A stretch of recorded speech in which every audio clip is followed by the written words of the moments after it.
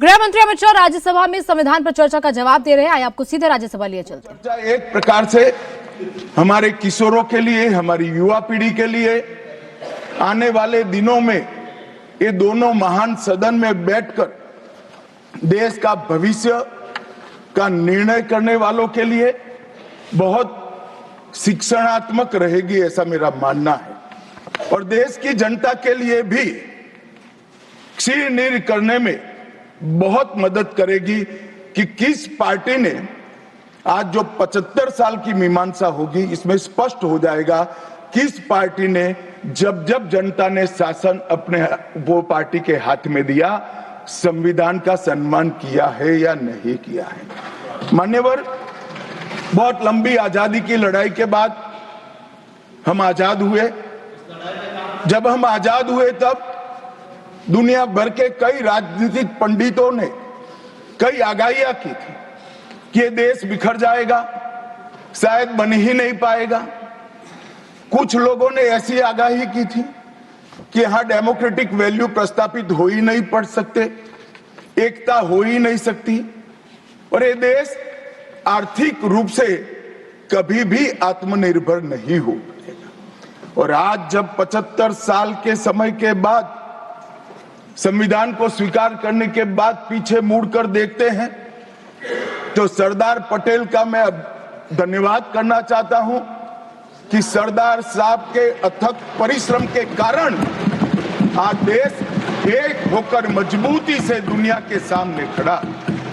मान्यवर, जो कहते थे लोकतंत्र इस देश में सफल नहीं होगा, मैं वो सभी लोगों को इस सदन के माध्यम से कहना चाहता हूं कि 75 साल हो गए, हमारे साथ भी पास पास में, पास पड़ोस में, दुनिया भर में कई लोग आजाद हुए, नई शुरुआत की, वहां कई बार अकस्मात हुए, लोकतंत्र सफल नहीं हुआ। हमारा लोकतंत्र आज पाताल तक गहरा पहुंचा है। अनेक परिवर्तन रक्त की एक बूंद बहाए बगैर हमने करे हैं और विचारधाराओं के आधार पर भी परिवर्तन करे हैं। अनेक तानाशाहों के गुमान, अभिमान और अहंकार को चूर चूर करने का काम इस देश की जनता ने किया है, मगर लोकतांत्रिक तरीके से किया है। और मान्यवर, जो कहते थे कि हम आर्थिक रूप से आत्मनिर्भर नहीं हो पाएंगे, उनको भी हमारी जनता ने, हमारे संविधान की खूबसूरती ने जवाब दिया है। हम आज दुनिया का 5वां अर्थतंत्र बनकर सम्मान के साथ, और ब्रिटेन जिन्होंने सालों तक हम पर राज किया, और ये जो मैंने तीनों आगाही कही वहीं से पक्ष विपक्ष में से आई थी, आज ब्रिटेन भी अर्थतंत्र की तालिका में हमारे पीछे खड़ा है। मान्यवर, ये हम सब के लिए गौरव लेने का पल है, हम सब के लिए बोध लेने का भी पल है और हम सब के लिए संकल्प लेने का भी पल है। और ये सदन जे आपने लगभग 80 से ज्यादा सांसदों को मान्यवर बोलने का मौका दिया, 31 घंटे की चर्चा हुई और ये चर्चा में सभी भाव पक्ष या विपक्ष से कहीं न कहीं प्रकट हुए। मान्यवर, आज मैं जब यहाँ आया हूं तब ये बात कहना चाहता हूं कि आज हम जिस मुकाम पर खड़े हैं, उस मुकाम पर महर्षि अरविंद और स्वामी विवेकानंद की वो भविष्यवाणी सच होती दिखाई पड़ती है कि भारत माता अपने दैदीप्यमान ओजस्वी स्वरूप से जब खड़ी होगी तब दुनिया की आंखें चकाचौंध हो जाएगी और पूरी दुनिया वो रोशनी से भारत की ओर देखेगा। वो दिन सच होगा, इसके नजदीक काफी मजल हमने काट ली है। मान्यवर, हमारा संविधान सभा की रचना और संविधान की रचना की प्रक्रिया, ये तीनों एक प्रकार से समग्र विश्व के सभी संविधानों में अनूठे हैं, अलग प्रकार के रहे हैं। हमारे यहाँ दुनिया का सबसे ज्यादा विस्तृत लिखित संविधान चर्चा के सभी हमारे पारंपरिक लक्षणों को पार करते हुए हमने किया। इस संविधान सभा में 299 सदस्य रहे 22 धर्म जाति समुदाय के सदस्य रहे, हर प्रिंसली स्टेट का प्रतिनिधित्व रहा, हर राज्य का प्रतिनिधित्व रहा। एक प्रकार से समावेशी प्रतिनिधित्व के साथ भारत का भविष्य तय करना, मतलब संविधान को रचने की हमारी प्रक्रिया आगे बढ़ी। 2 वर्ष 11 माह और 18 दिन तक अहर्निश चर्चा चलती रही, विस्तृत चर्चा चलती रही। देश के भविष्य, देश चलाने के नियम और देश की परंपरा को समाहित करते हुए देश को आगे ले जाने का संकल्प इतनी विस्तृत चर्चा के बाद बना। 13 समितियों में कार्यविभाजन किया गया, 7 सदस्यीय ड्राफ्टिंग समिति बनी और जनता के अभिप्राय के लिए भी शायद ही दुनिया का कोई ऐसा संविधान होगा जिसका ड्राफ्ट पूरी जनता को कमेंट्स के लिए दिया गया और कमेंट्स पर भी बहुत डिटेल चर्चा कर उचित बदलाव भी किए गए। इतनी लोकतांत्रिक परंपरा से और प्रक्रिया से बना हुआ हमारा संविधान 295 अनुच्छेद, 22 भाग और 12 अनुसूचियों में बटा है। और ये सभी संविधान के अनुच्छेद, भाग और अनुसूचियां हैं, वो विश्व में कोई भी संविधान से ज्यादा उदात्त और उत्तुंग मानव मूल्यों का सृजन करने वाले रहे हैं मान्यवर। इसलिए हम सबको इस पर गर्व है और हम सब ये संविधान को हमेशा मस्तक झुकाकर प्रणाम करते हैं। मैं एक विशेष उल्लेख करना चाहूंगा मान्यवर। नंदलाल बोस जो गुरुवर टैगोर के अंतेवासी थे, बहुत बड़े कलाकार थे, इन्होंने 4 वर्ष का समय लेकर संविधान को सजाने का काम किया और उन्होंने जो संविधान लिखा गया था इसके अनुरूप घटनाओं को संविधान के अंदर उकेरने का भी काम किया। इतिहास, धर्म, संस्कृति और परंपरा, सबसे मानव जीवन के उच्च मूल्य देने वाली सभी संदेशों को, घटनाओं को उन्होंने चित्र रूप में यहाँ पर उकेरा। यहाँ पर भगवान राम का चित्र भी मिलेगा, बुद्ध और महावीर का भी मिलेगा, दशम पिता गोविंद सिंह जी का भी चित्र मिलेगा। गुरुकुल, हमारी शिक्षा नीति कैसी होनी चाहिए, इसका संदेश भी मिलता है। राम, सीता, लक्ष्मण वो एक प्रकार से हमारे अधिकारों का चित्रण करते वक्त दिखाए गए। भगवत गीता के संदेश का चित्र भी दिया। शिवाजी और लक्ष्मीबाई को भी यहाँ पर स्थान देकर देशभक्ति के उत्तुंग पाठ हमें पढ़ाए। नालंदा यूनिवर्सिटी हमारी प्राचीन शिक्षा पद्धति का हमें स्मरण कराती है और नटराज जीवन में बैलेंस कैसे होना चाहिए, वो बैलेंस के सिद्धांत को भी प्रतिरूपित करता है। मैंने आज थोड़ा यहाँ आने से पहले क्या क्या चर्चा हुई राज्यसभा में, उसमें हमारे एक सम्मानीय सदस्य ने कहा कि चर्चा का स्तर कितना नीचा हो गया है कि यहाँ चित्रों की चर्चा हो रही है। मान्यवर, अगर संदेश लेना नहीं आता तो संविधान का भी कोई उपयोग नहीं। ये सारे जो चित्र लगाए हैं वो हमारे हजारों साल से चलने वाले हमारे राष्ट्र के जीवन को उद्घोषित करने वाले, और कोई ये न समझे कि हमारा संविधान दुनिया के संविधानों की नकल है।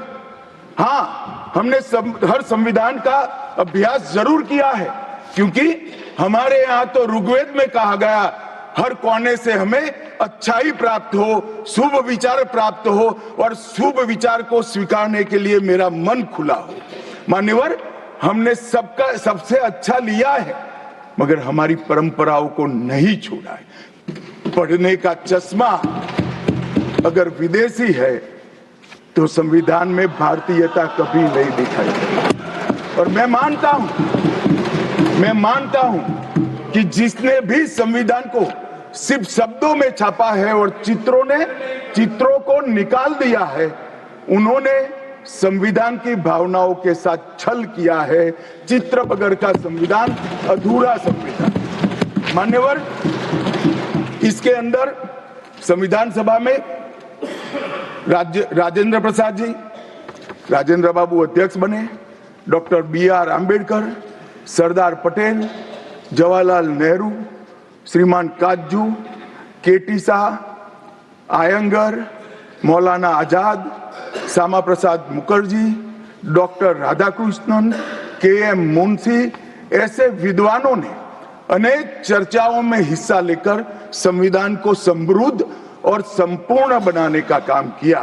परंतु इतना ही नहीं, संविधान सभा के जो सदस्य थे, इसके अलावे भी विवेकानंद, महर्षि अरविंद, महात्मा गांधी, गोपाल कृष्ण गोखले, तिलक महाराज, वीर सावरकर, लाला लजपत राय और राष्ट्र, लोकतंत्र और हमारी परंपराओं में उच्च मूल्यों को स्थापित करने वाले हर महापुरुष की भावनाओं का ये महापुरुषों ने उल्लेख कर कोई न कोई सिद्धांत को प्रस्तापित किया है। मान्यवर, जब इतने सारे मनुष्यों का अच्छा विचार जिस संविधान में हो, उसको सफल होना ही था। ये संविधान सफल होने के लिए संविधान सभा की चर्चा अगर कोई ध्यान से पढ़ेगा तो वेद, उपनिषद, चाणक्य नीति, विदुर नीति, शांति पर्व, रामायण और महाभारत, इसमें से निपजे हुए मानव जीवन के सभी मूल्यों को भी इसके अंदर हमने समाने का प्रयास किया था। मान्यवर, 75 साल हो गए संविधान को किस प्रकार से हमारे राजनीतिक दलों ने और हमारी पॉलिटिकल पार्टियों के साथ साथ हमारी सरकारों ने भी किस प्रकार से आगे बढ़ाया, इसकी भी चर्चा जरूर होनी चाहिए। मैं मानता हूं ये चर्चा समय उचित होगी। हमारे संविधान की रचना के बाद डॉक्टर आंबेडकर ने बहुत सोच समझकर एक वाक्य किया था। मैं आंबेडकर जी के वाक्य को सदन के सामने प्रस्तुत करना चाहता हूं। कोट, कोई संविधान कितना भी अच्छा हो, वह बुरा बन सकता है अगर जिन लोग पर उसको चलाने की जिम्मेदारी है वो अच्छे न हो। उसी तरह से कोई भी संविधान कितना भी बुरा हो, वो अच्छा साबित हो सकता है अगर उससे चलाने वालों की भूमिका सकारात्मक और अच्छी हो। ये दोनों घटनाएं मान्यवर हमने हमारे संविधान के 75 साल के कालखंड के अंदर देखी है और मैं तथ्यों के आधार पर सदन के सामने और सदन के माध्यम से देश की जनता के सामने भी रखना चाहता हूं। हमारे संविधान को कभी भी अपरिवर्तनशील नहीं माना गया। समय के साथ साथ देश भी बदलना चाहिए, समय के साथ साथ कानून भी बदलने चाहिए और समय के साथ साथ समाज भी बदलना चाहिए। परिवर्तन ये जीवन का मंत्र है, सत्य है। इसको हमारे संविधान सभा ने स्वीकार किया था। इसलिए आर्टिकल 368 में संविधान संशोधन इसके लिए प्रोविजन किया गया। अभी कुछ राजनेता आए हैं, 54 साल की आयु में अपने आप को युवा कहते हैं और ये घूमते रहते हैं, संविधान बदल देंगे, संविधान बदल देंगे, संविधान बदल देंगे। मैं उनको समझाना चाहता हूं कि संविधान बदलने का प्रोविजन, संविधान के प्रावधानों का बदलने का प्रोविजन अनुच्छेद 368 के अंदर संविधान में ही है। और मैं आज फिर से एक बार कहना चाहता हूं, थोड़ा ज्ञानवर्धन भी हो जाए किसी का। भाजपा ने 16 साल राज किया मान्यवर। 6 साल अटल जी ने किया, 10 साल मोदी जी ने किया और 5 साल और मोदी जी करें। एक प्रकार से 16 साल हमने शासन किया। 16 साल में हमने 22 बार संविधान बदला, संविधान के अंदर परिवर्तन की। और कांग्रेस ने 55 साल करा और 55 साल में 77 परिवर्तन कांग्रेस ने भी किए, कांग्रेस के शासन में भी हुए। अब भारतीय जनता पार्टी और कांग्रेस दोनों ने परिवर्तन किए। ये परिवर्तन का टेस्ट कैसा था, किस प्रकार से किए गए? संवैधानिक प्रक्रिया से भी परिवर्तन होते हैं और संविधान को तोड़ मरोड़ कर, फॉर्मेलिटी कर भी परिवर्तन कर सकते हैं। परिवर्तन करने का उद्देश्य क्या था, क्या हासिल करना था? क्या हमारे लोकतंत्र को मजबूत करने के लिए परिवर्तन किए गए? क्या हमारे जिनको अधिकार नहीं है ऐसे लोगों को समकक्ष अधिकार लेने के लिए परिवर्तन किए गए, या अपनी राज्य सत्ता को टिकाने के लिए परिवर्तन? इस पर से ही पार्टी का कैरेक्टर, पार्टी के चलने की पद्धति और पार्टी का संविधान में विश्वास ये सबको मालूम पड़ता है। मैं ज्यादा संविधान के संशोधन में नहीं जाऊंगा मान्यवर। दोनों प्रमुख दलों के 4 संविधान संशोधन को मैं लेना चाहूंगा। पहला संशोधन हुआ 18 जून 1951 में। संविधान सभा ने ही ये संशोधन करना पड़ा, क्योंकि संविधान बनाने के बाद, संविधान स्वीकारने के बाद आम चुनाव में जाने तक का भी धैर्य कांग्रेस पार्टी में नहीं था। अभी लोकसभा नहीं बनी थी, अभी राज्यसभा नहीं बनी थी, और संशोधन लेकर आए। अब उसका उद्देश्य क्या था? 19A जोड़ा गया। 19A जोड़ा गया, वो किस लिए जोड़ा गया? अभिव्यक्ति की आजादी पर स्वतंत्रता को, अभिव्यक्ति की आजादी, अभिव्यक्ति की स्वतंत्रता को कर्टेल करने के लिए पहला सुधार आया। और किसने किया मान्यवर? उस वक्त प्रधानमंत्री कौन था? श्रीमान जवाहरलाल नेहरू उस वक्त प्रधान।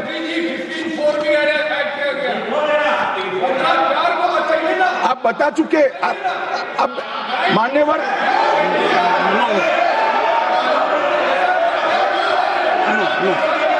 No, sit down. Jairam ji, he not yielding. He not yielding. We heard leader of the opposition. मान्यवर, Unless there is yielding, let us hear. मान्यवर, मेरा लंबा अनुभव है आजकल करते हुए। मुझे 30 साल हो गए विधानसभा और लोकसभा राज्यसभा में बैठे हुए। संसद में भाषण करने का मेरा अनुभव है मान्यवर। वो विरोध तभी कर सकते हैं जब मेरी बात सच न हो।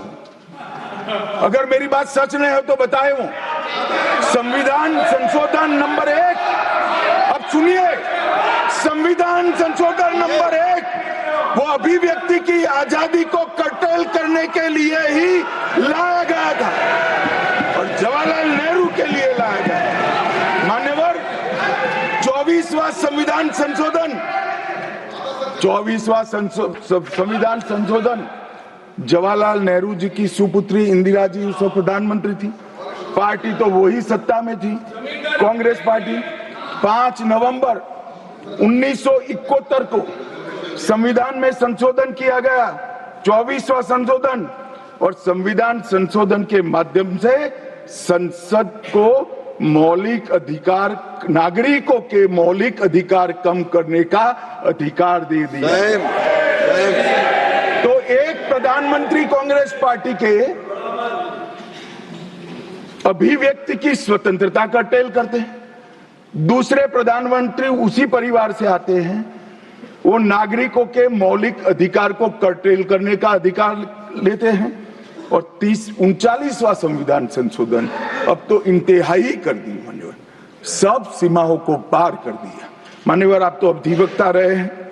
10 अगस्त 1975 का वो दिन हमारे संविधान के इतिहास में बहुत, जब भी जिक्र होगा काले अक्षरों से ही इसका जिक्र करना पड़ेगा। उस वक्त 39वां संविधान संशोधन आया मान्यवर। 39वां संविधान संशोधन क्या था? इंदिरा गांधी जी के चुनाव को इलाहाबाद हाईकोर्ट ने अमान्य घोषित कर दिया। अभी कुछ नहीं है, ईवीएम ले लेकर घूमते हैं, हारते हैं और ईवीएम ले लेकर, ईवीएम ने हरा दिया, ईवीएम ने हरा दिया, ईवीएम ने हरा दिया। सुप्रीम कोर्ट ने 24 बार ईवीएम की अर्जी नकार दी। चुनाव आयोग ने 3 दिन ईवीएम 10 से 5 बजे तक रखा कि भाई कोई हैक कर बताए। कोई नहीं गया, सुप्रीम कोर्ट में कोई नहीं गया, और हारते हैं तो ईवीएम का दोष निकालते हैं। मान्यवर, एक ही समय, एक ही दिन 2 परिणाम घोषित। एक महाराष्ट्र में सुपड़ा साफ हो गया, जो जनादेश के साथ द्रोह किया था, इसका दंड महाराष्ट्र की जनता ने दिया और दूरबीन लेकर दिखाई नहीं पड़ते, और उसी दिन वो झारखंड में जीते। तो महाराष्ट्र में ईवीएम खराब है और झारखंड में टप से जाकर नए कपड़े पहनकर शपथ ले ली। अरे भाई जरा तो शर्म करो, जनता देख रही है। एक जगह ईवीएम सही है, एक जगह ईवीएम खराब है। मान्यवर ऐसा कैसे हो सकता है? और मान्यवर यहां पर इलाहाबाद हाईकोर्ट ने इंदिरा गांधी जी के चुनाव को निरस्त कर दिया, अमान्य किया, और उन्होंने संशोधन से प्रधानमंत्री पद की न्यायिक जांच पर भी प्रतिबंध लगा दिया। आपको जो करना है वो करो, कोई न्यायिक जांच नहीं है। ये अभी जो अधिकारों की गुहार लेकर घूमते हैं मेरे कम्युनिस्ट भाई, मैं उनको पूछना चाहता हूं, किसके साथ बैठे हो? किसके साथ बैठे हो? रात को अंधेरा कर कर अपनी आत्मा को टटोलना भैया, मालूम पड़ेगा। और ये संविधान संशोधन मान्यवर रिट्रोस्पेक्टिव इफेक्ट से किया गया कि पुराना भी मुकदमा है तो वो खारिज हो जाएगा। कभी ऐसा होता है? हमारे प्रधानमंत्री तो कहते हैं मैं प्रधानमंत्री नहीं हूं, प्रधान सेवक। और कोई कहता है कि मुझ पर मुकदमा नहीं हो सकता, मैं शासक हूं, शासक के खिलाफ उंगली नहीं उठाई जाती। भले संविधान ने अधिकार दिया, वो अधिकार हम समाप्त कर देते हैं। और मान्यवर ऐसे ऐसे सुधार किए। मान्यवर उस वक्त भी श्रीमती इंदिरा गांधी थी और 42वां संविधान संशोधन आया। मान्यवर अभी अभी सुबह दूसरे सदन में वन नेशन वन इलेक्शन का बिल पेश हो रहा था। सारी कांग्रेस पार्टी और इनके साथी दल लोकसभा को, विधानसभा और लोकसभा का कार्यकाल बदलने का अधिकार नहीं है। मैं सुन रहा था, है नहीं है तो जब बिल आएगा तब चर्चा करेंगे। परंतु भाई आपने क्या किया? 42वें संशोधन से 3 जनवरी को लोकसभा और राज्य की विधानसभाओं का सामान्य कार्यकाल 5 वर्ष से बढ़ाकर 6 साल कर दिया। क्यों किया? कि अभी चुनाव होगा तो हम हार जाएंगे, इसलिए लोकसभा को ही लंबा कर दो। इतनी निर्लज्जता के साथ विश्व में कोई संविधान संशोधन नहीं हुआ होगा। मान्यवर दूसरा, कुछ कानून पारित करने थे, सदस्य उस वक्त ज्यादा विरोध तो कर नहीं सकते थे, मगर विरोध करने का नया तरीका कुछ कांग्रेस में जिसमें हिम्मत थोड़ी बची कुची थी, इन्होंने कहा एब्सेंट रहने लगे तो क्वारम नहीं होता था। तो फरवरी 1 को संविधान संशोधन किया कि संसद और राज्यसभा में क्वारम की आवश्यकता नहीं है।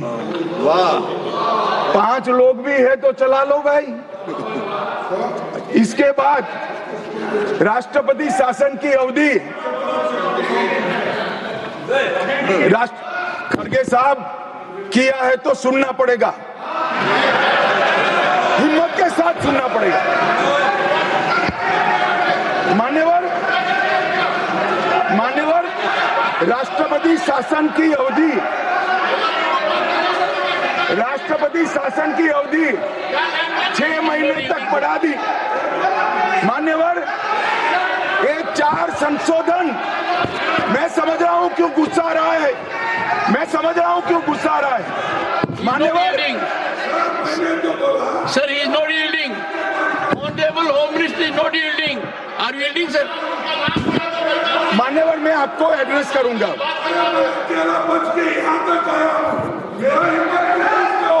तुम तो कायर हो, तुम मान्यवर, तुम लड़ाकू हो। Okay. Only what the Honorable Home Minister will go on report. What the Honorable Home Minister said. खड़गे जी मैं आपका बहुत सम्मान करता हूं, आपकी हाजिरी वहां दर्ज कर दी गई है। कृपया बैठे, मुझे बोलने दीजिए।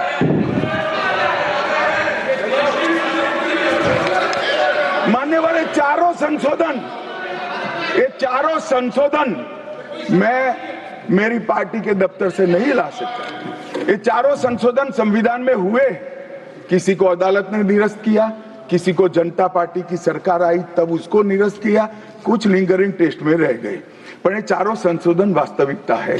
ये चार संशोधन से कांग्रेस पार्टी की संविधान सुधार करने की मंशा क्या है? एक में हम पर केस न हो, दूसरे में हम चुनाव हारने वाले तो समय बढ़ा देना, तीसरे में मेरे पर जांच नहीं हो सकती, और चौथे में नागरिकों के संविधान प्रदत्त अधिकारों को समाप्त करें। ये उद्देश्य बताते हैं। अब मैं हमारा चार संशोधन लेकर आता हूं माननीय। सबसे पहला संशोधन नरेंद्र मोदी जी ने सरकार में किया, 101वां नंबर भी अच्छा आया है। 101वां संशोधन 1 जुलाई 17 को हम जीएसटी को लेकर आए मान्यवर, और इस देश के अर्थतंत्र को रिथम में लाने का। कश्मीर से कन्याकुमारी और कामाख्या से द्वारका तक विशाल फैले हुए देश को जीएसटी के तहत 100 अलग अलग बिक्री करके कानूनों को समाप्त कर कर लोगों की हालाकी खत्म कर कर एक कानून लाने का काम नरेंद्र मोदी जी ने किया, और वो लोगों की भलाई की। कल की डिबेट मैंने पढ़ी है, कोई सदस्य बोले कि नरेंद्र मोदी जी ने विरोध किया था। मैं रिकॉर्ड पर कहता हूं, हाँ नरेंद्र मोदी जी ने विरोध किया था। किस मुद्दे पर किया था? आप जीएसटी तो लाना चाहते थे, मगर राज्यों को कंपनसेशन की गारंटी देना नहीं चाहते थे। हम जीएसटी भी लाए और राज्य को विकास दर के हिसाब से कंपनसेशन की गारंटी भी दी। इतना ही नहीं, गारंटी का 10 साल तक पालन करने का काम भी भारतीय जनता पार्टी की नरेंद्र मोदी सरकार ने किया। हम संशोधन लाए देश के अर्थतंत्र को सुचारू बनाने के लिए। दूसरा संशोधन लाए, 102वां संशोधन, national commission of backward class को संवैधानिक दर्जा देने का काम। अब कुछ लोगों को पेट में दुख रहा है कि नरेंद्र मोदी जी ने ये क्यों किया। मैं साहब आगे बहुत सारी बातें बताऊंगा। नरेंद्र मोदी जी इसलिए कर पाए कि आपने नहीं किया था। अगर आप ये कर देते तो मोदी जी के तो भाग्य में ही नहीं आता। मगर साहब, पिछड़ी जातियों का कल्याण कभी भी कांग्रेस पार्टी का विश्वास नहीं रहा, मान्यता नहीं रही, नीति भी नहीं रही। भारतीय जनता पार्टी ने संविधान संशोधन पिछड़ी जातियों के कल्याण के लिए। तीसरा संशोधन क्या लाए?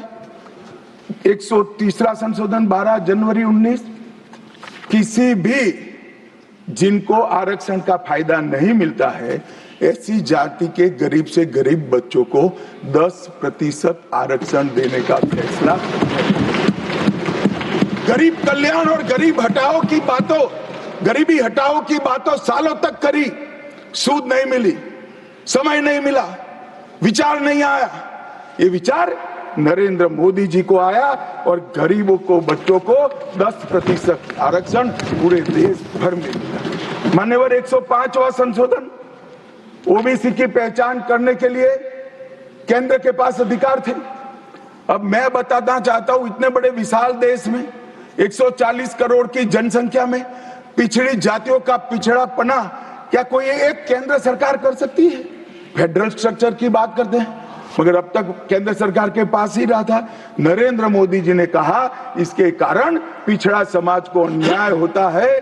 आगे से ये संविधान संशोधन करने के बाद 10 अगस्त 2021 के बाद पिछड़ापन का निर्णय करने का अधिकार राज्य की सरकारों को देने का काम नरेंद्र मोदी। और मान्यवर, सबसे अंतिम संशोधन में पांचवा कहना चाहता हूं, 106वां संशोधन, और मैं तो क्रम में बोला हूं, एक भी काटा नहीं। 101, 102, 103, 104, 105, 106 सभी के सभी जन कल्याण के लिए।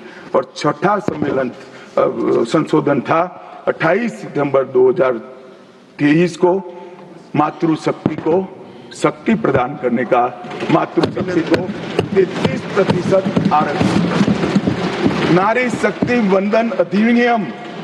मान्यवर, मैं आज आपके माध्यम से पूरे सदन से और पूरे सदन के माध्यम से देश भर की 140 करोड़ की जनता को कहना चाहता हूं कि जब इस दोनों सदन में 33% नारी शक्ति बैठेगी, संविधान निर्माताओं की कल्पना पूरी हो जाएगी। मान्यवर, इनकी आत्मा को बहुत शांति मिलेगी। इसके अलावा भी हम कई कानून लेकर आए।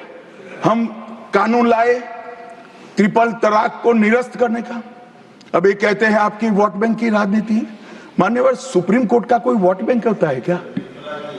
सुप्रीम कोर्ट तो चुनाव नहीं लड़ती है, जजों को चुनाव नहीं लड़ना है।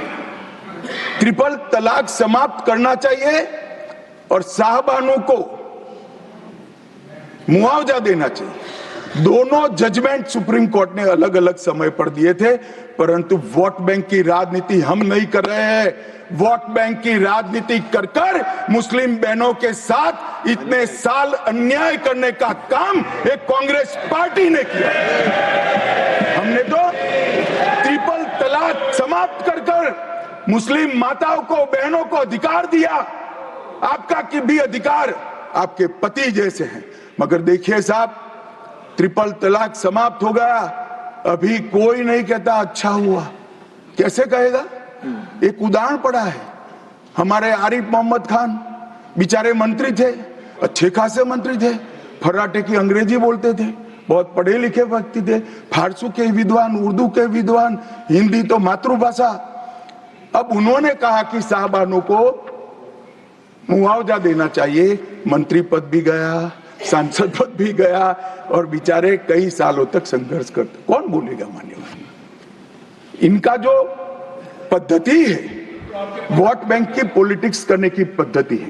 मान्यवर, 2020 में हम नई शिक्षा नीति लाए। पहली शिक्षा नीति आजादी के बाद आई है जिसका विरोध कम्युनिस्ट भी नहीं कर पाए। बाकी तो शिक्षा नीति आए और कम्युनिस्ट पार्टी विरोध न करे, ऐसा कभी हो सकता है? मुझे भी बड़ा आश्चर्य होगा कि प्रकृति बदल गई है या उनका सोच बदल गया है। खैर, जो भी हुआ, फिर मुझे किसी ने बताया कि आपने इतनी अच्छी शिक्षा नीति लाए हैं कि इसका विरोध करोगे तो लोग उनका विरोध करेंगे, इसलिए विरोध नहीं किया है। मान्यवर, जम्मू कश्मीर में आरक्षण देने का संशोधन विधेयक लाए और 3 नए आपराधिक कानून भी हम लेकर आए। हमारी क्रिमिनल जस्टिस सिस्टम के ये 3 कानून 160 साल बाद पहले अंग्रेजों ने बनाए थे, अंग्रेजों की पार्लियामेंट में बने थे। नरेंद्र मोदी जी ने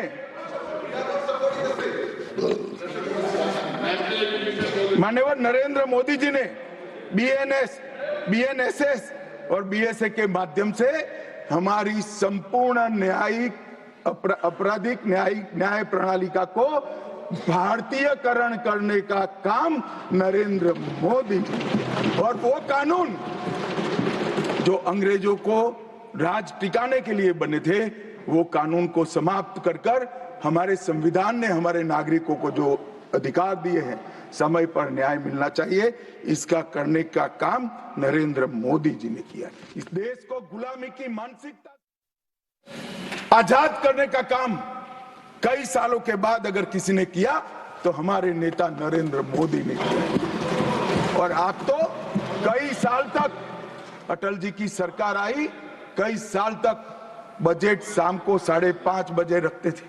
क्यों शाम को 5:30 बजे रखते थे? क्योंकि इंग्लैंड की रानी के घड़ी में उस वक्त 11 बजते थे। आजादी के इतने सालों तक अंग्रेज की रानी के घड़ी से बजट रखने की आदत थी, वो भी किसी ने बदला तो भारतीय जनता पार्टी ने बदला, अटल बिहारी वाजपेयी। मान्यवर, संविधान के सम्मान की बहुत बातें हुई, मगर संविधान का सम्मान सिर्फ बातों में नहीं होना चाहिए, कृति में भी होना चाहिए, कर्तृत्व में भी होना चाहिए और कल्पना में भी होना चाहिए। जब कृति में नहीं है, कर्तृत्व में नहीं है, तो कल्पना में आ ही नहीं सकता। अभी मैंने इस चुनाव में अजीबोगरीब नजारा देखा मान्यवर, अजीबोगरीब नजारा था। आज तक इतने साल चुनाव हुए, किसी ने आम सभाओं में संविधान को लहराया नहीं। संविधान को लहराकर, झूठ बोलकर जनादेश लेने का कुत्सित प्रयास कांग्रेस पार्टी के नेताओं के माध्यम से। मान्यवर,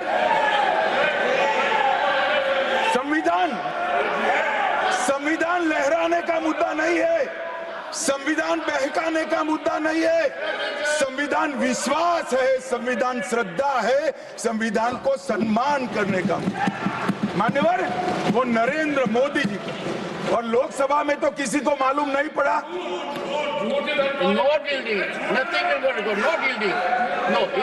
मान्यवर, लोकसभा में तो किसी को मालूम नहीं पड़ा, लोकसभा में तो किसी को मालूम नहीं पड़ा।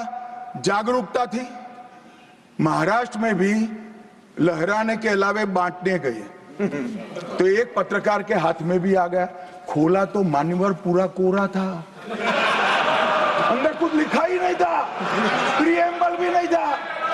मान्यवर, इतना बड़ा छल,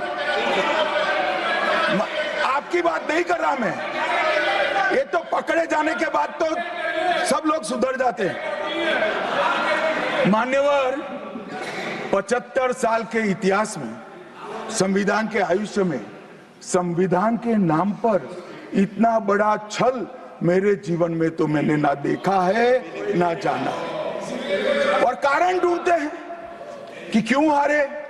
मैं बता दूं, कारण मत ढूंढिए, कमेटी की जरूरत नहीं है। संविधान और आरक्षण करते थे, लोग जान गए कि संविधान फर्जी लेकर घूमते हो तो लोगों ने हरा दिया। मान्यवर, ये प्रति जो लेकर घूमते हैं, इसमें गोखले साहब ने क्या लिखा है वो एक बार पढ़ लें। उन्होंने लिखा है कि इंदिरा जी और कांग्रेस पार्टी ने संविधान पर सबसे ज्यादा कठोर कुठाराघात करने का काम किया है। जो प्रति लेकर घूमते हैं ना, उसकी प्रस्तावना में लिखा है। माननीय अध्यक्ष, माननीय सभापति महोदय, माननीय सभापति महोदय, संविधान कैसे तोड़ा मरोड़ा जा सकता है, इसके भी मैं 2 उदाहरण देना चाहता हूं। हमारे सेना के जवान, सुरक्षा दलों के जवान, वो हमारी मातृभूमि की 1 इंच भूमि पर जान देने के लिए तैयार है। सैकड़ों हजारों लोग शहीद हुए 1 इंच भूमि के लिए। और मान्यवर, किसी को भी भूमि देनी है तो आर्टिकल 1 अमेंड करना पड़ेगा। आर्टिकल 1 में हमारे भूभाग की व्याख्या की गई, इसको बदलना पड़ता है। तमिलनाडु के पास एक टापू था, कच्चातीवू टापू। वो टापू 1974 में अचानक ही एक एग्रीमेंट कर वन फाइन मॉर्निंग लंका को दे दिया गया। मान्यवर,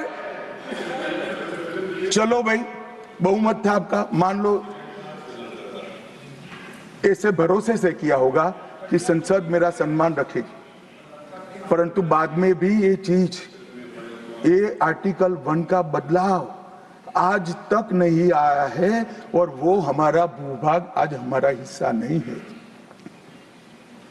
मान्यवर, ऐसा खिलवाड़ भारत नहीं, दुनिया के किसी भी देश में शासकों द्वारा संविधान के साथ नहीं किया होगा। मान्यवर, आप तो अधिवक्ता हैं, 35A को कॉन्स्टिट्यूशन ऑर्डर से, राष्ट्रपति महोदय के ऑर्डर से दाखिल किया गया। अब दाखिल तो हो सकता है, पर कॉन्स्टिट्यूशन ऑर्डर को दोनों सदन की परमिशन चाहिए, जो हमने धारा 370 हटाने के लिए ली। मैं आज कांग्रेस के मित्रों को पूछना चाहता हूं, जो संविधान की दुहाई देते हैं, 35A जब आपने लागू किया, इसके कॉन्स्टिट्यूशन ऑर्डर पार्लियामेंट में कब डिबेट में आया, कब मतदान हुआ, किसने पारित किया? पार्टी को तो निजी परिवार की जागीर समझते हो, संविधान को भी निजी परिवार की जागीर आप लोग समझ रहे। मान्यवर, इतना बड़ा छल देश की 2 संसदों के साथ किया है। एक पूरा 35 से डाल दिया संसद संविधान में, पार्लियामेंट के पास सब्जेक्ट ही नहीं है। देश का भूभाग दे दिया, पार्लियामेंट के साथ विषय ही नहीं आया।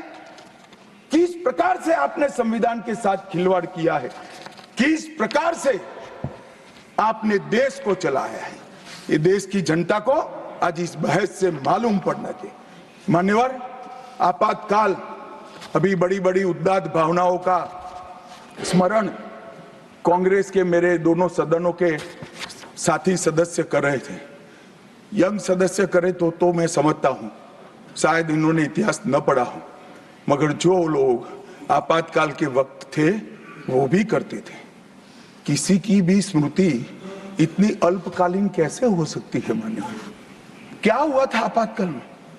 लाखों लोग कोई अपराध के बगैर जेल में ठूस दिए गए, लाखों लोग, कोई पॉलिटिकल पार्टी बाकी नहीं है। आज इनके साथ बैठे हैं, उनमें से भी कुछ लोग जेल में थे, वो भी नहीं बोलते हैं। न्यायालय में डर का माहौल, मीडिया पर सेंसरशिप, इंडियन एक्सप्रेस ने अपना संपादकीय एक भी शब्द लिखे बगैर का कोरा संपादकीय प्रकाशित करा, क्योंकि लिख नहीं सकते थे। श्रीमान शुक्ला साहब से एडिट कराना होता था, वापिस ही नहीं आता था, तो उन्होंने कोरा अखबार ही निकाल दिया। इस तरह से विरोध किया और तय हो गया मान्यवर, एक व्यक्ति कहेगी वो ही कानून होगा। और क्यों किया? देश पर आक्रमण हुआ था क्या? देश की आंतरिक सलामती ठीक नहीं थी क्या? ना ना ना ना ना ना, ऐसा कुछ नहीं हुआ था। सिर्फ इतना हुआ था कि इलाहाबाद हाईकोर्ट ने उनको सांसद के रूप में अयोग्य ठहरा दिया था। अपनी कुर्सी जाने वाले, चुनाव नहीं कराना था। और मान्यवर, जब पार्लियामेंट, जब इसको चैलेंज किया गया और न्यायालय में, सर्वोच्च अदालत में जब चर्चा चली, तब उन्होंने कहा, नीरज डे को पूछा कि आर्टिकल 21 के तहत के अधिकार इमरजेंसी में समाप्त हो सकते हैं क्या? तो उन्होंने कहा यस सर। साहब, कोई भी वकील को यस सर कहने की इतनी बड़ी फीस नहीं मिली होगी। नीरज डे 11 साल तक अटॉर्नी जनरल रहे, एक यस सर कहने का। मान्यवर, डीओ ड्राफ्ट जो होता है वो कैबिनेट में, कैबिनेट मंत्रालय से आता है। कैबिनेट मंत्रालय में डीओ ही नहीं है। कैबिनेट का जो प्रस्ताव होता है कैबिनेट मंत्रालय के थ्रू जाता है, मगर आज कैबिनेट में कोई रिकॉर्ड नहीं है। कैबिनेट मंत्रालय में मैं तो छोटा था मान्यवर, मुझे जेल में नहीं जाना पड़ा। मेरी आयु होती तो मेरा भी सौभाग्य होता, पूरे 19 महीने इसके विरोध में मैं जेल में रहना पसंद करता, परंतु मैं छोटा था।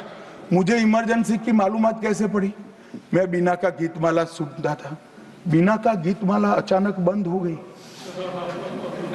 तो मैंने घर में झगड़ा किया कि बीना का क्यों गीतमाला क्यों नहीं आती। मेरे पड़ोस वाले चाचा ने कहा, किशोर कुमार के साथ इंदिरा जी का झगड़ा हो गया है, बीना का गीतमाला में किशोर कुमार का आवाज नहीं आना चाहिए। तो नए गीतों की रिकॉर्डिंग हुई और किशोर कुमार और लता मंगेशकर के ड्यूएट गीत भी लता दीदी की आवाज में ही पूरे देश ने 19 महीना सुने। साहब देखिए, डेमोक्रेसी की बात करें मान्यवर, इस प्रकार की कृति, ऐसा दंड दिया देश की जनता ने उनको कि अब स्वप्न में भी नहीं कर सकते हैं। ऐसी कृति कोई न करे, इसलिए ये बहस जरूरी है। और मान्यवर, हम तो संविधान का सम्मान करते हैं। नरेंद्र मोदी जी ने संविधान दिन मनाने की बात रखी, तो एक वरिष्ठ कांग्रेसी नेता ने कहा, क्या जरूरत है संविधान दिन की? 26 जनवरी तो है। बोले, भाई संविधान को जितनी भी बार स्मरण करोगे, इसकी भावनाओं के प्रति आपकी आस्था दृढ़। और मान्यवर, इसलिए नरेंद्र मोदी जी संविधान दिन मनाते हैं और संविधान के निर्माताओं की पुण्य स्मृति में मनाते हैं। मान्यवर, उस वक्त आज ही मुझे किसी शायर ने दुष्यंत कुमार की पंक्ति भेजी है इमरजेंसी के लिए। मैं ज्यादा भाषण इमरजेंसी पर करना नहीं चाहता, परंतु मैं जरूर कहना चाहूंगा। दुष्यंत कुमार की पंक्ति है, एक गुड़िया की कई कठपुतलियों में जान है। एक गुड़िया की कई कठपुतलियों में जान है। आज शायर ये तमाशा देखकर हैरान है। कल नुमाइश में मिला वो चिथड़े हाल कपड़े पहने हुए, मैंने उसको नाम पूछा तुम कौन हो, तो उसने कहा मैं संविधान हूं। दुष्यंत कुमार जी की कविता है, मान्यवर, इंदिरा जी को समर्पित है। मान्यवर, जब संविधान बन रहा था, संविधान के हर आर्टिकल पर चर्चा चल रही थी। हम आजाद हो गए थे, आजाद हुए थे, पर हमारा देश कोई नया नहीं बना था। हम तो हजारों सालों से दुनिया में सबसे चिर पुरातन संस्कृति, चिर पुरातन धर्म और चिर पुरातन समाज जीवन लेकर निकले हुए देश हैं। हाँ, एक कालखंड के लिए गुलाम हो गए, आजादी मिली, आगे देश कैसे चले इसका एक डॉक्यूमेंट बनाना था। तो उस डॉक्यूमेंट में चर्चा में आया कि अब देश का नाम क्या हो। अंग्रेज लिख कर गए थे इंडिया, क्योंकि वो भारत को जानते ही नहीं थे। वहां जो प्रचलन में शब्द होंगे यूरोप में, वो शब्द उन्होंने हम पर थोप दिया था, और गुलामी की मानसिकता ने इसको स्वीकार भी किया था।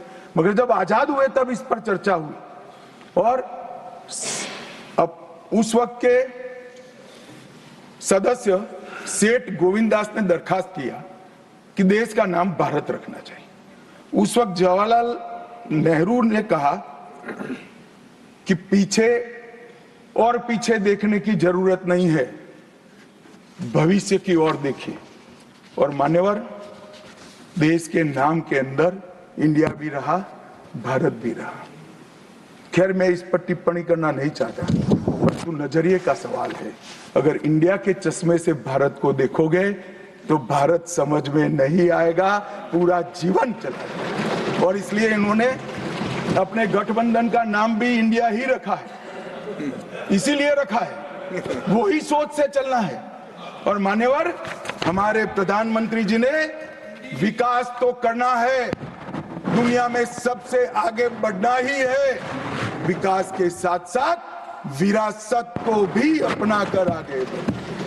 गुलामी की हर परंपरा को हम समाप्त करना चाहते हैं। हम एक आजाद मुल्क है, सार्वभौमत्व से लैस मुल्क है, किसी की परंपरा हमें स्वीकार नहीं है। परंपरा बदलनी है तो हम बदलेंगे, नए कपड़े हर कोई पहनता है, हम भी पहनेंगे, परंतु हमारी पुरानी परंपराओं पर हमें शर्म नहीं है। और मान्यवर, क्या किया नरेंद्र मोदी ने?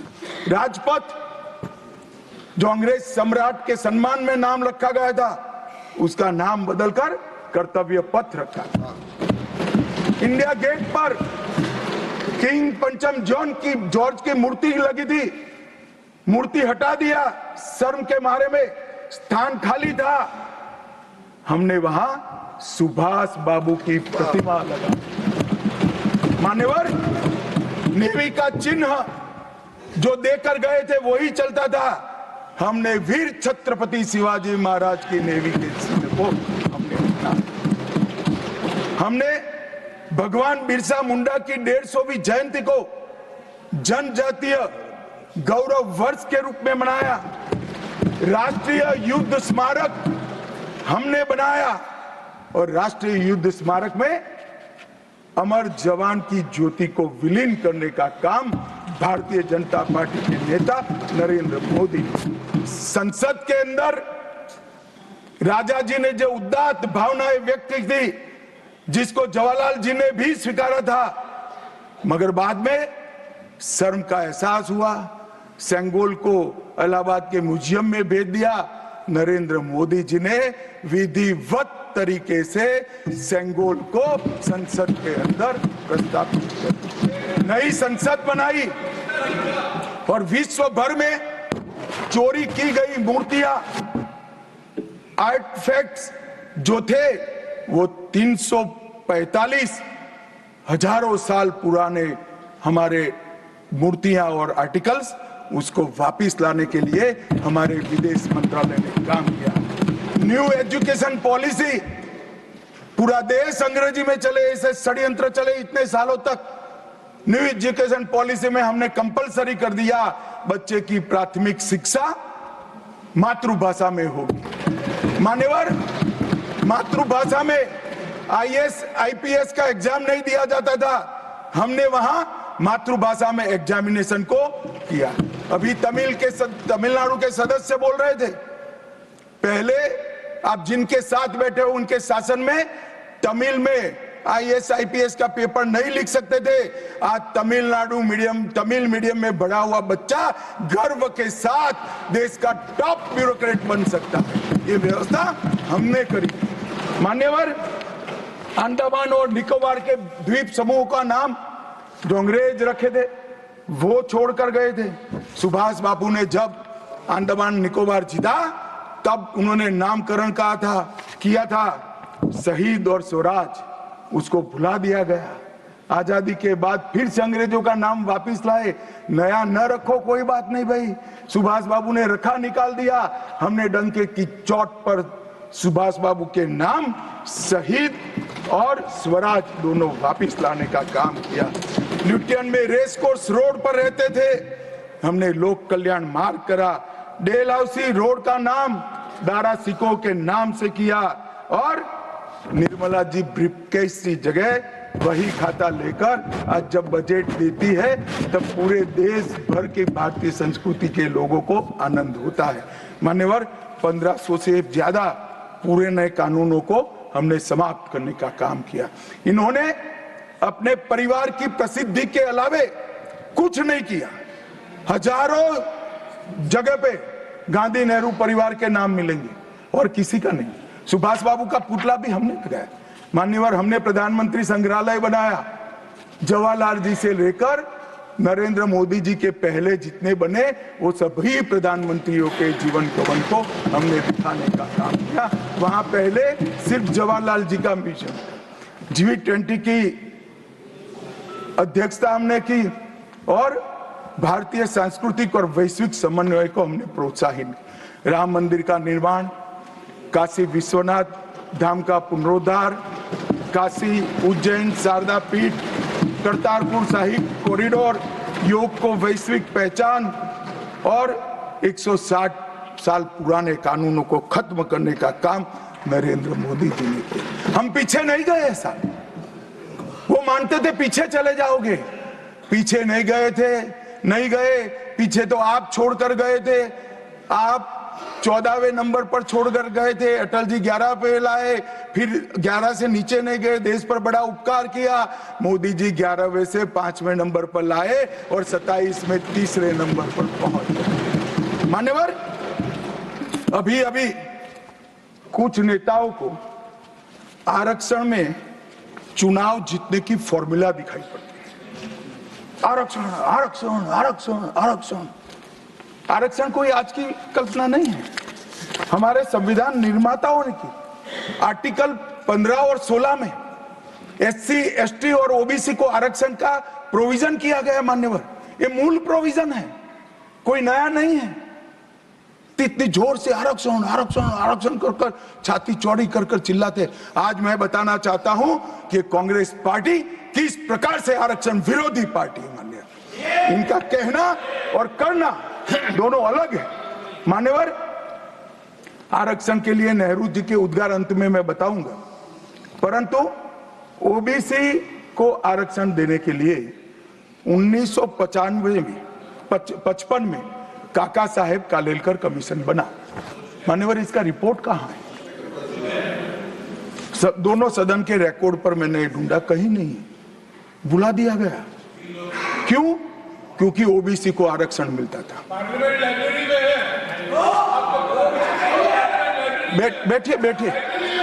बैठिए ना, मैं प्रक्रिया बताता हूं।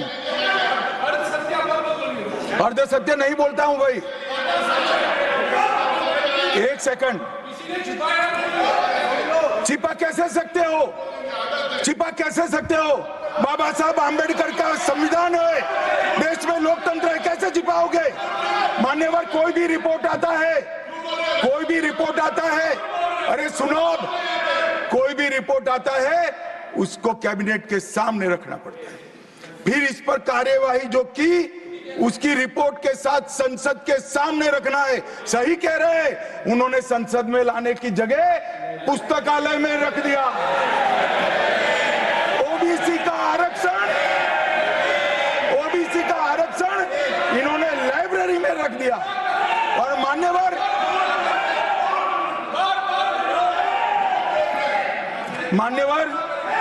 अगर काका साहेब कालेलकर कमीशन का रिपोर्ट स्वीकार कर लिए होते तो 1980 में मंडल कमीशन की रिपोर्ट की जरूरत ना पड़ती।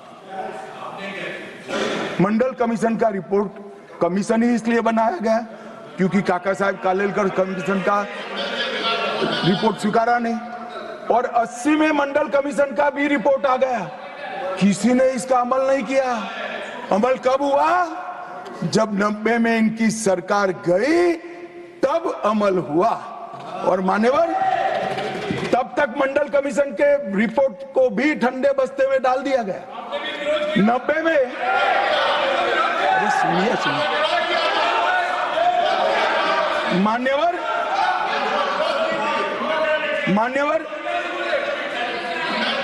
मंडल कमीशन के रिपोर्ट को जब स्वीकार किया गया, लोकसभा में प्रतिपक्ष के नेता थे श्रीमान राजीव गांधी। मैंने राजीव गांधी जी के सभी भाषणों को खंगाला। सबसे लंबा भाषण मंडल कमीशन के रिपोर्ट के विरोध करने के लिए किया है। और इन्होंने कहा पिछड़ों को आरक्षण देने से इस देश में योग्यता का अभाव हो जाएगा। अब ये तो आपके विचार है। मान्यवर राजीव गांधी की स्पीच भी, श्री राजीव गांधी की स्पीच भी लोकसभा के रिकॉर्ड पर पड़ी है। लाइब्रेरी में आप जाते हैं, लोकसभा की स्पीच निकलवा कर नहीं पढ़ते। जयराम जी पढ़ लीजिए एक बार। और नरेंद्र मोदी जी ने क्या किया मान्यवर? ओबीसी कमीशन को नरेंद्र मोदी जी ने मान्यता दी, पिछड़ा वर्ग का सम्मान किया, नेट, नीट, जेई उसमें ओबीसी का आरक्षण किया। और इन्होंने क्या किया? अभी भी ये तो सब नेहरू जी, इंदिरा जी और अब भी चलता रहता है। एक इन्होंने क्या किया? झूठ बोलना शुरू किया कि हम आरक्षण बढ़ा देंगे, आरक्षण बढ़ा देंगे, आरक्षण बढ़ाना चाहिए, आरक्षण 50% से ज्यादा बढ़ा। ये क्यों बढ़ाना है मैं बताना चाहता हूँ। मान्यवर झूठ नहीं, असत्य, झूठ की जगह असत्य। चले मान्यवर, आपने भी क्रिएट किया था। खड़गे जी की बात को स्वीकार कर लेता हूं। उन्होंने झूठ नहीं बोला, वो सत्य से परे बोले हैं, वो नहीं बोलना चाहिए। मान्यवर इन्होंने 50% से ज्यादा आरक्षण करने की वकालत की। मैं आज देश की जनता को कहना चाहता हूं कि देश के 2 राज्यों में धर्म पर आरक्षण अस्तित्व में है। धर्म के आधार पर आरक्षण ये गैर संवैधानिक है। मान्यवर संविधान सभा की कोई भी डिबेट आरक्षण के प्रावधान करने वाले आर्टिकल की पढ़ लीजिए, इसमें स्पष्ट किया गया है कि कोई भी आरक्षण धर्म के आधार पर नहीं हो सकता। आरक्षण पिछड़ापन के आधार पर।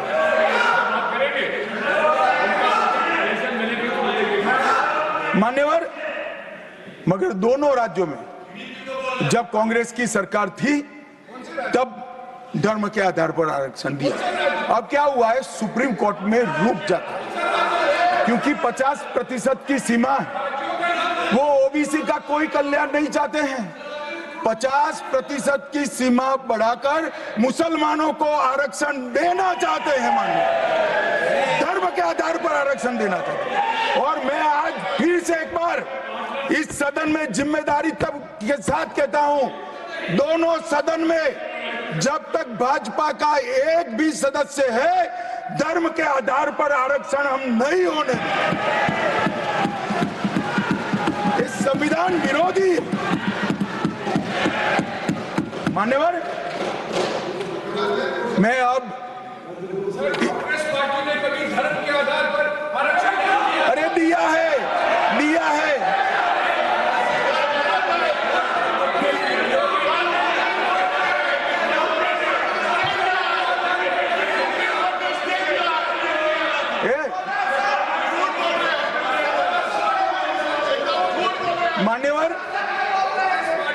इससे तो ये बच जाएंगे।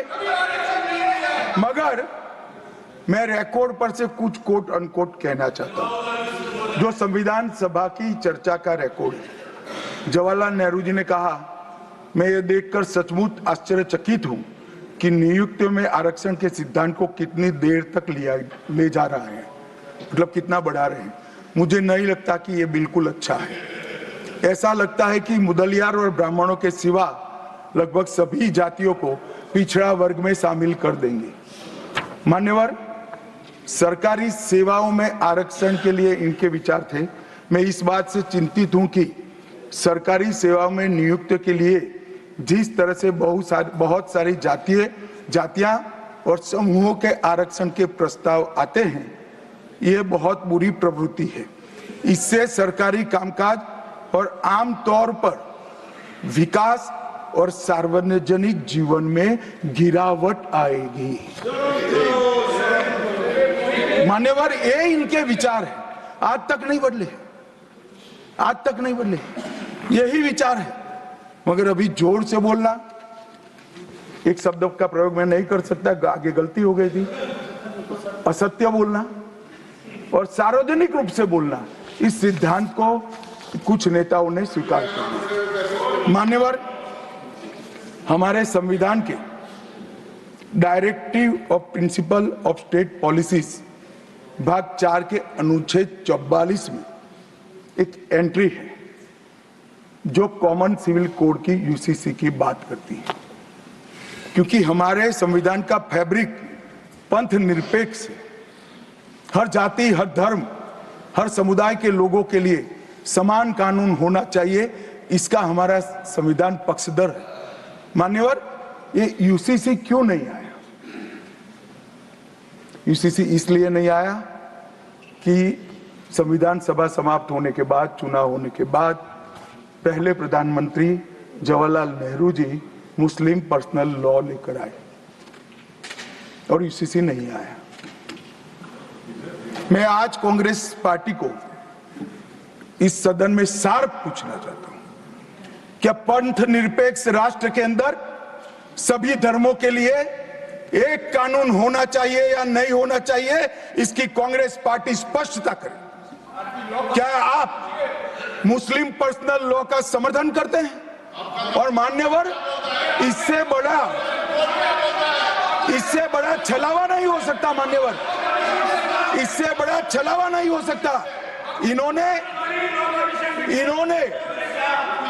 हिंदू कोड बिल भी ला दिया। हिंदू कोड बिल उठाकर देख लिए। हम तो नहीं चाहते कि हिंदू न्याय शास्त्र के आधार पर इस देश का कानून बने, अभी के जीवन के मूल्यों के आधार पर कानून बनना चाहिए।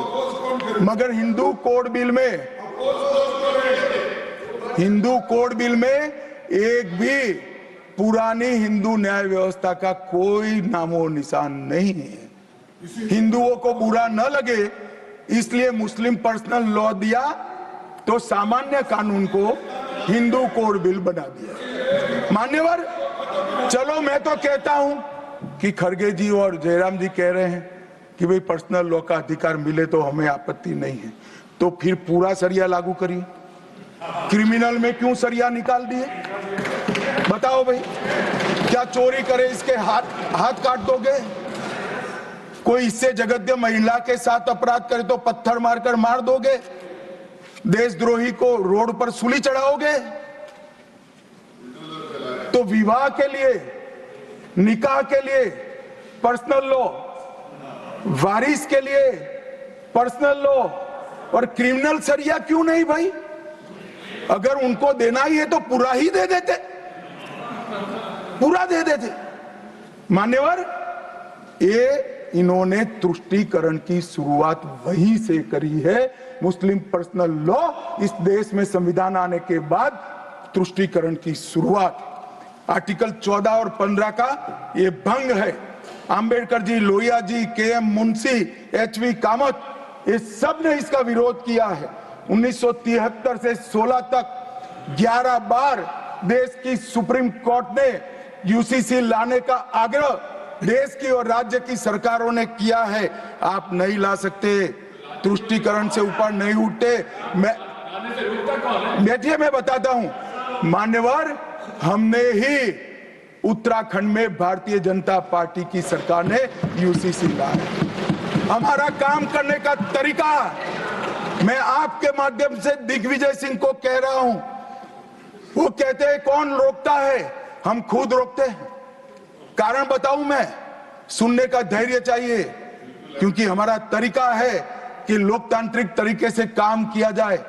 समाज के जीवन में इतना बड़ा सामाजिक बदलाव करने वाले कानून को उत्तराखंड सरकार ने मॉडल कानून के रूप में पारित किया है। इसकी न्यायिक मीमांसा होगी, इस पर सामाजिक चर्चा होगी, धर्म के विद्वान चर्चा करेंगे, कुछ सजेशन आएंगे तो इसको स्वीकारेंगे और बाद में भारतीय जनता पार्टी की सरकार हर राज्य में कॉमन सिविल कोड लेकर आए। आज तक नहीं मिला, वो भी कांग्रेस पार्टी के तुष्टीकरण की नीति थी। मान्यवर, अभी एक फैशन हो गया है, आंबेडकर आंबेडकर आंबेडकर आंबेडकर आंबेडकर आंबेडकर। इतना नाम अगर भगवान का लेते तो 7 जन्मों तक स्वर्ग मिल जाता। अच्छी बात है ना? सुनिए तो, सुनिए ना, आप सुनिए ना, मैं बताता हूं।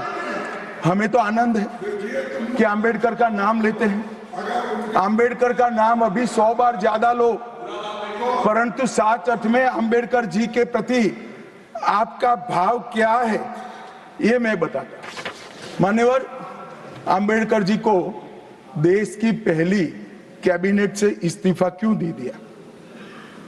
आंबेडकर जी ने कई बार कहा कि अनुसूचित जातियों और जनजातियों से हुए व्यवहार से मैं असंतुष्ट हूं। सरकार की विदेश नीति से मैं असहमत हूं और आर्टिकल 370 से मैं असहमत हूं। इसलिए वो छोड़ना चाहते थे। उनको आश्वासन दिया गया, आश्वासन पूरा नहीं हुआ। उन्होंने इग्नोरेंस के चलते इस्तीफा दे दिया और एक श्री BC रॉय ने पत्र लिखा कि आंबेडकर और राजा जी जैसे 2 महानुभाव मंत्रिमंडल छोड़ेंगे तो क्या होगा।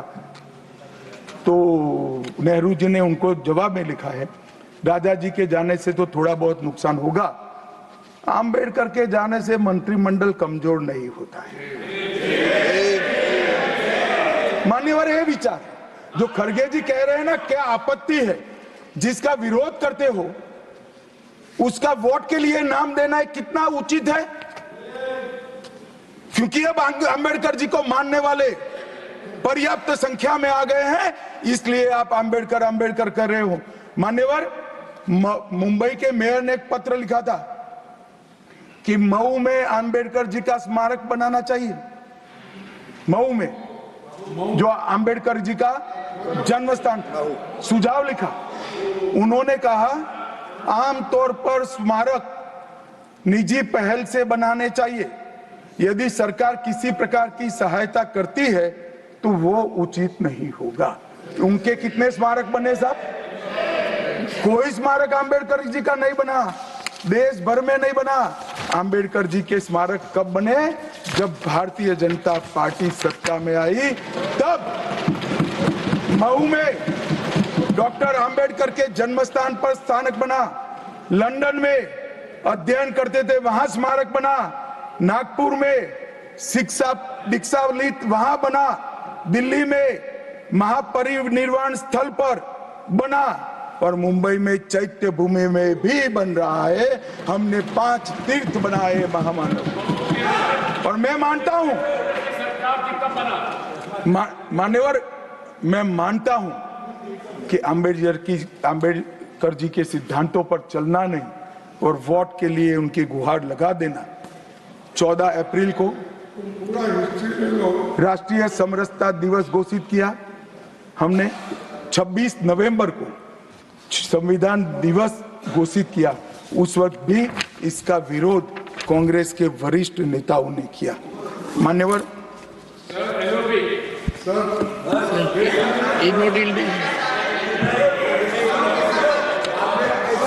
मान्यवर, 370 पर कई बार चर्चा हुई है। मैं ज्यादा कहना नहीं चाहता, सब जानते हैं कि एक टेम्पररी प्रोविजन को अनौरत संतान की तरह अपनी गोदी में 70 साल तक कांग्रेस ने खिलाने का काम किया और 370 हटाने के लिए लोहे का जिगर चाहिए।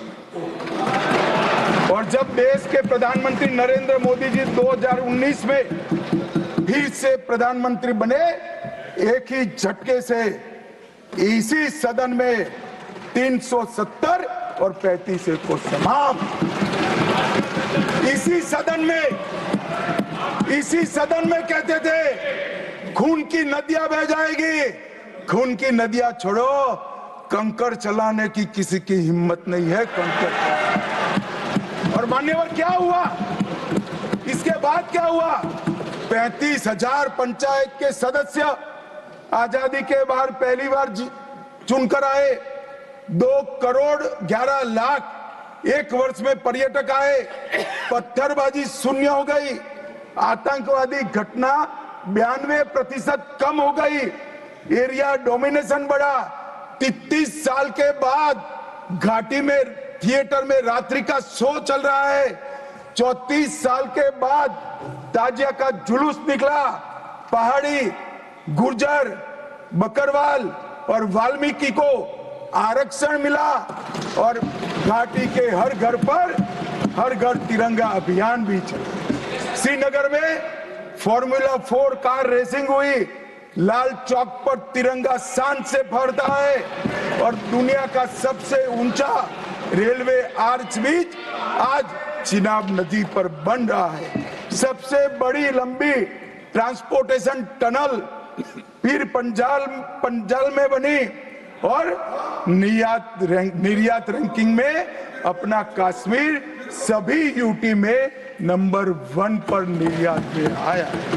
मान्यवर, 80,000 करोड़ पाकिस्तान से आए हुए विस्थापित, घाटी से भगाए गए विस्थापित और पश्चिमी पाकिस्तान से आए हुए विस्थापित को 80,000 करोड़ दिया और 1,19,000 करोड़ का निवेश आज आ गए। मान्यवर, 370 के रहते 70 साल में 12,000 करोड़ का निवेश आया था, अब 5 साल के अंदर 1,19,000 करोड़ का।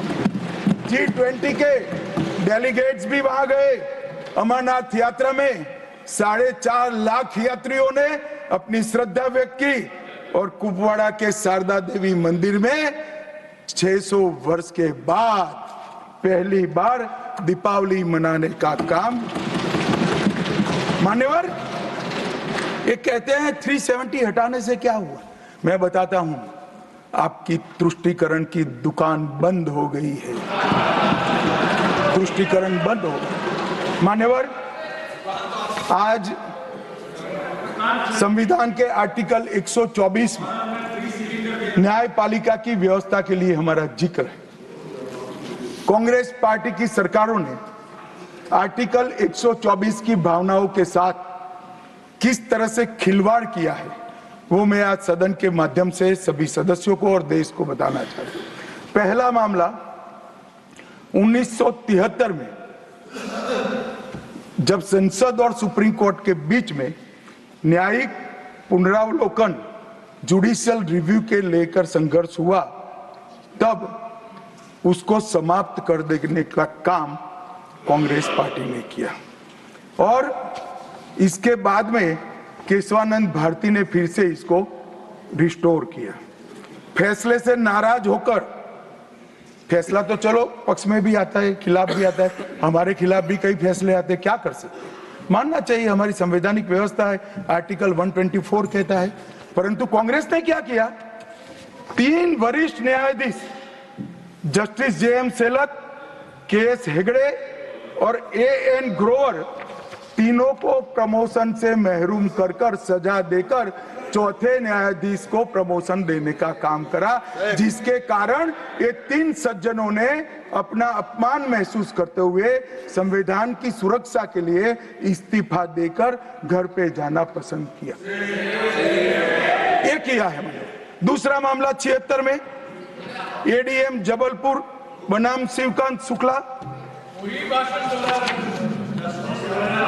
ये बार बार दोहराना चाहिए। 140 करोड़ लोगों को रट हो जाना चाहिए जिससे कोई हिम्मत न कर सके इमरजेंसी डालने की। हर बच्चे को रटाना चाहिए कि तानाशाहों को क्या करना चाहिए। मान्यवर एडीएम जबलपुर,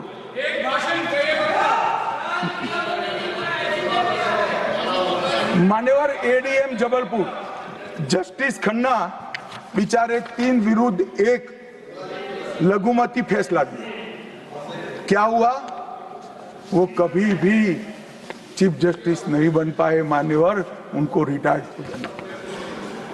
एडीएम जबलपुर और उसके बाद में तीसरा मामला कॉलेजियन प्रणाली को एक साथ इन्होंने 18 उच्च न्यायालय के न्यायाधीशों का ट्रांसफर कर दिया, जिसमें 4 मुख्य न्यायाधीश भी थे।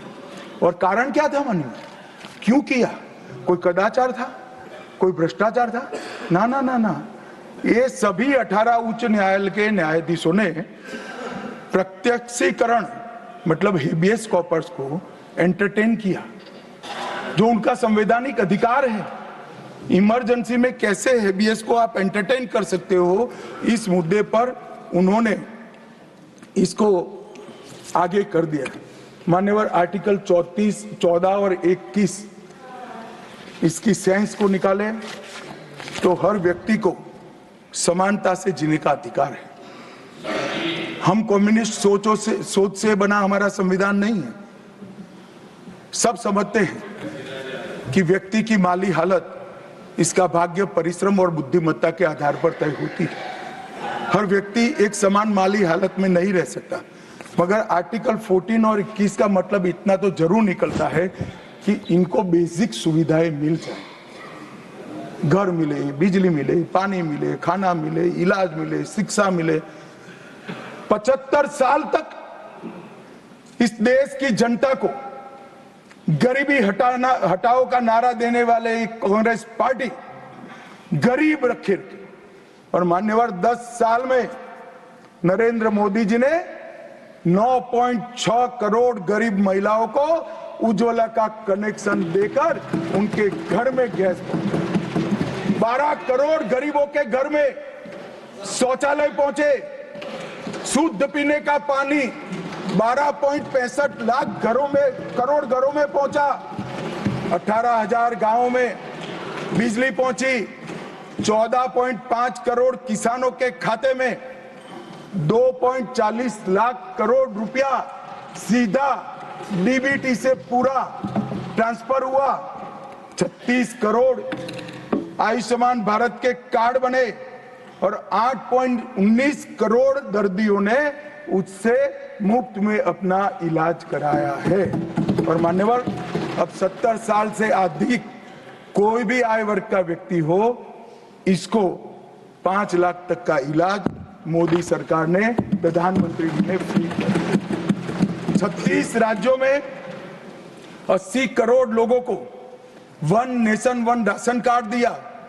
5 किलो अनाज मुफ्त दिया। 25 लाख करोड़ रुपए की राशि सीधी बैंक खातों में डीबीटी के माध्यम से गई है। 11,000 करोड़ रुपया 1 करोड़ लाभार्थी को, रेहड़ी पटरी वालों को दिया। और सबसे बड़ी बात, 2 करोड़ लखपति दीदी बनाने का काम नरेंद्र मोदी। और मान्यवर विश्वकर्माओं के लिए भी काम कर। अभी मान्यवर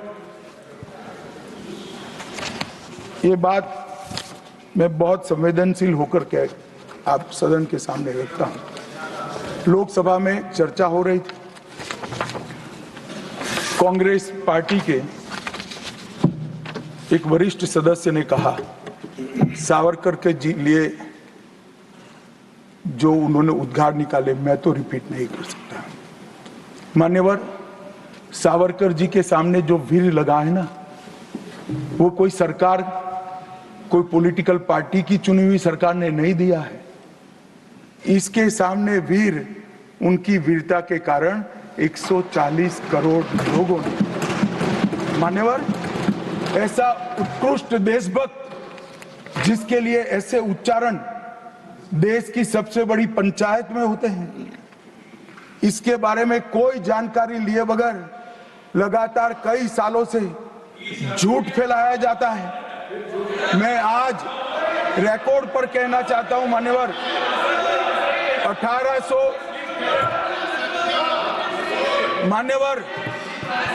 1857 से लेकर 1947 तक के स्वतंत्र संग्राम में किसी भी व्यक्ति को एक जीवन में 2 आजीवन कारावास हुए हैं तो वो वीर सावरकर। मध्य दरिये में देश को आजादी दिलाने के लिए टॉयलेट तोड़कर दरिया में छलांग लगाने का साहस किसी में था तो वीर सावरकर। एक ही जेल में 2 भाई काला पानी की सजा काट रहे थे, 10 साल तक भाई एक दूसरे को देखे नहीं, ऐसा वीर परिवार पूरे देश में दूसरा नहीं। मान्यवर, आज सावरकर जी की एक उक्ति में यहां पर कहना चाहता हूं। उनका एक मराठी में वाक्य है, तुझ साठी मरण ते जनन, तुझ बिन जनन ते मरण। इसके आगे है, हे मातृभूमि तेरे लिए मरण मृत्यु ही जीवन है और तेरे बिना जीवन मेरे लिए मृत्यु से भी कठिन। ये देशभक्ति के वाक्य जिस व्यक्ति के मुंह से निकले, इसके लिए इस प्रकार की सदन में चर्चा करते हैं, सार्वजनिक रूप से बोलते हैं और गर्व महसूस करते हैं। क्या देशभक्ति कोई विचारधारा के साथ जुड़ी हो ही सकती है?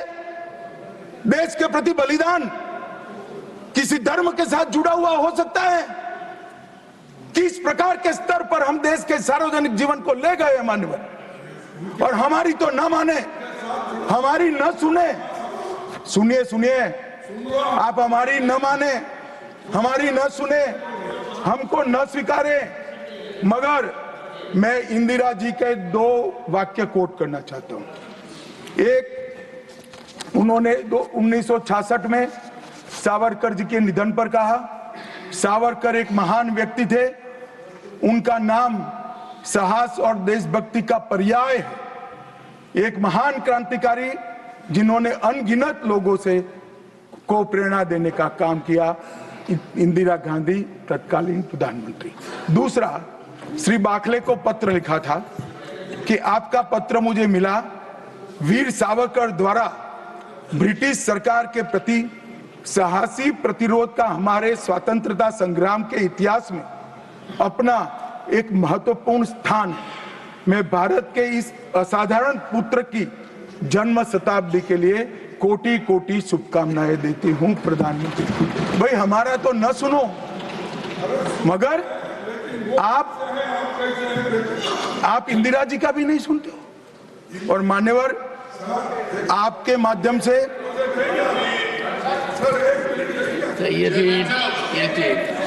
ना सब बीच में नहीं जगह होती है।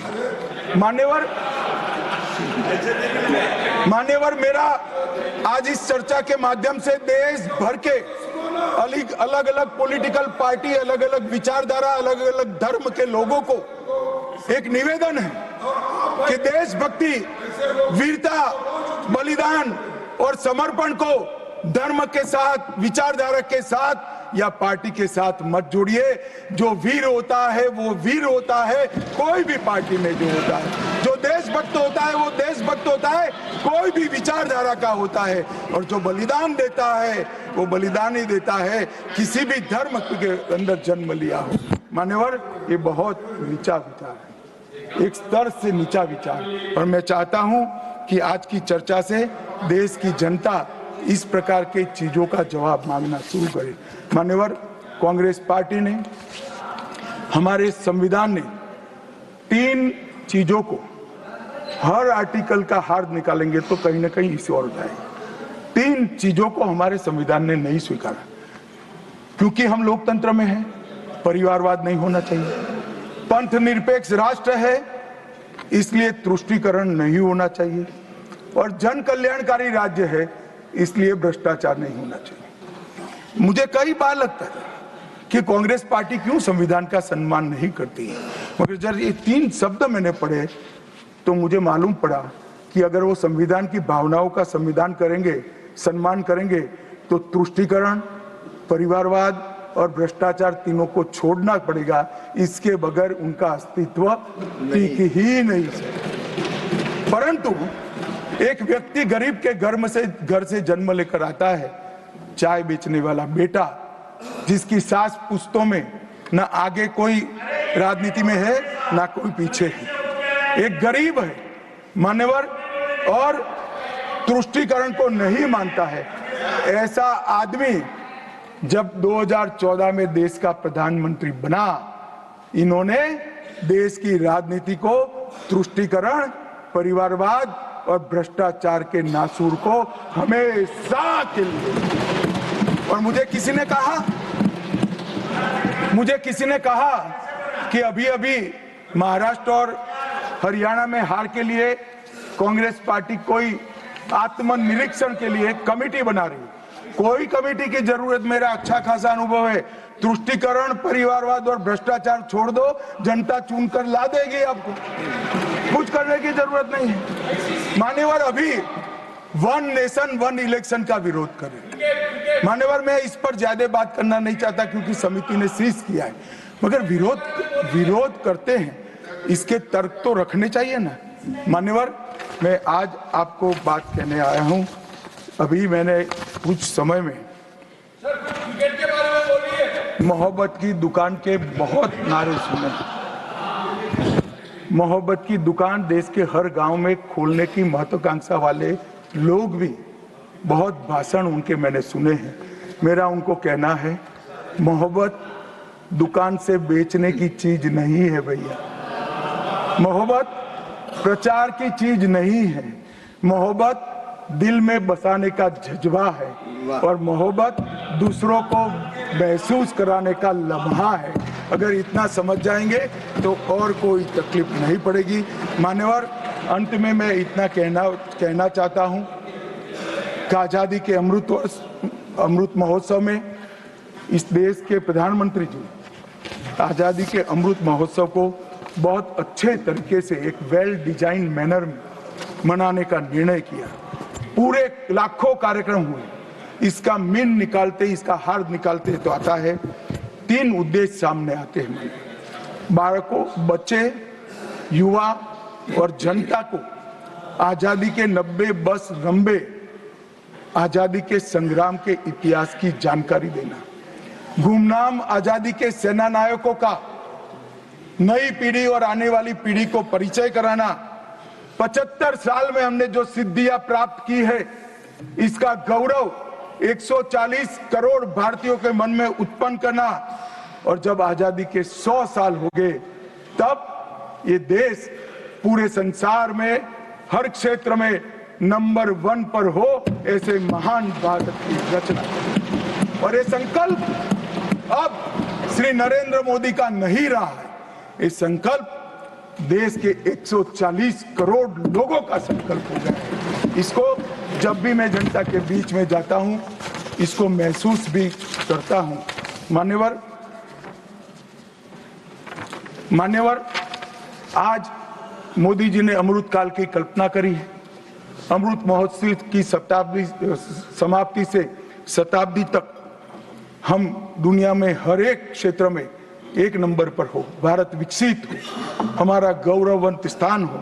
तब मुझे लगता है कि महर्षि अरविंद और विवेकानंद जी ने जो कल्पना करी थी कि भारत माता अपने संपूर्ण दैदीप्यमान स्वरूप के साथ दुनिया के सामने खड़ी होगी और दुनिया की आंखें भारत माता की तेज से चकाचौंध हो जाएगी। वो स्वप्न सच होगा, इसका मुझे विश्वास है। स्वप्न सच करने का रास्ता, एकमात्र रास्ता हमारा संविधान है और इसमें छेड़खानी करने का किसी का साहस न हो, वो जनता ने सुनिश्चित करना है। आपने मुझे मौका दिया, इसलिए बहुत गृहमंत्री अमित शाह को सुन रहे थे आप। राज्यसभा में आज संविधान पर 2 दिन चली चर्चा का जवाब वो दे रहे थे और उन्होंने आज बोलते हुए कांग्रेस पार्टी को खूब अपने निशाने पर लिया। राहुल गांधी का नाम लिए बिना उन पर भी हमला किया और उन्होंने कहा राहुल गांधी का ज्ञानवर्धन होना चाहिए। राहुल गांधी ने सावरकर के बारे में झूठ कहा। अमित शाह बोले कि कांग्रेस संविधान के नाम पर सिर्फ धोखा करती है, छल करती है। राहुल गांधी पर तंज कसते हुए अमित शाह बोले कि मोहब्बत दुकानों में बेचने की चीज नहीं है। गृहमंत्री ने कहा कि कांग्रेस मुसलमानों को आरक्षण देना चाहती है, देश में धर्म के आधार पर आरक्षण देना चाहती है, लेकिन ना इसकी व्यवस्था संविधान में है, ना संविधान इसकी इजाजत देता है और ना ये होने दिया जाएगा। अमित शाह ने एक और बड़ी बात कही कि तुष्टीकरण की शुरुआत प्रथम प्रधानमंत्री जवाहरलाल नेहरू के समय से ही हो गई थी। नेहरू मुस्लिम पर्सनल लॉ लेकर के आए। अमित शाह ने दावा किया कि बाबा साहेब अंबेडकर धारा 370 के विरोध में थे कश्मीर में, लेकिन कांग्रेस पार्टी ने अंबेडकर की बात भी नहीं सुनी। अमित शाह ने दावा किया कि हमने 370 और 35A को कश्मीर से खत्म कर दिया और उसके बाद कश्मीर में पत्थरबाजी भी खत्म हो गई, कश्मीर में आतंकवाद की घटनाओं में कमी आ गई। अमित शाह बोले कि 370 हटने के बाद अब तुष्टीकरण की दुकान बंद हो चुकी है। अमित शाह ने कहा कि कांग्रेस को तुष्टीकरण, परिवारवाद और भ्रष्टाचार का रास्ता छोड़ना होगा।